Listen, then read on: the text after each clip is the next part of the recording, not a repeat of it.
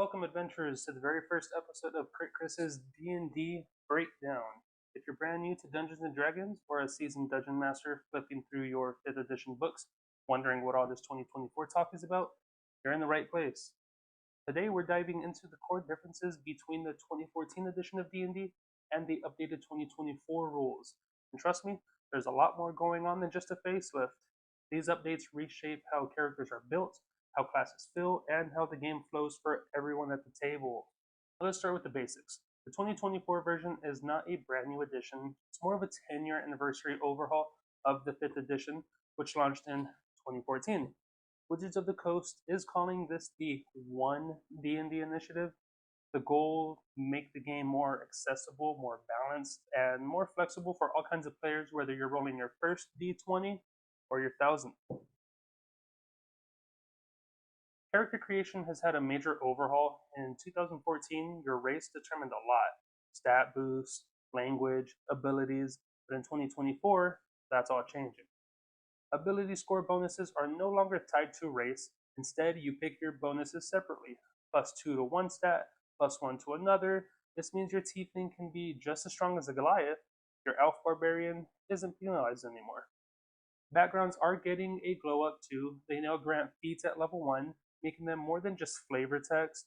Your character's history now has mechanical weight right from the start.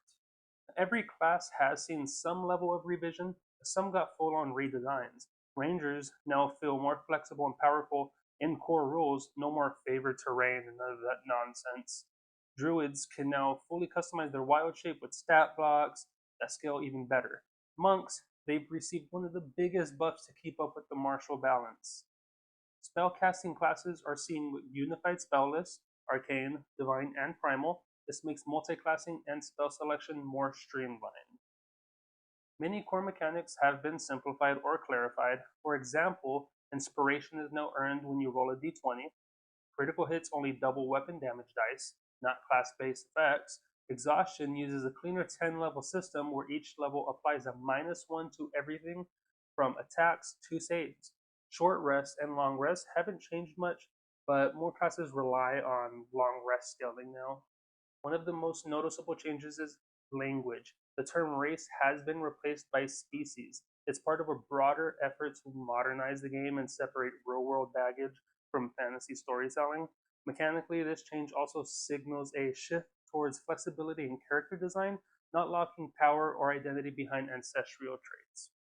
Spells now follow more unified formats. Classes pull from one of the 3 unified spell lists: Arcane, Divine, or Primal.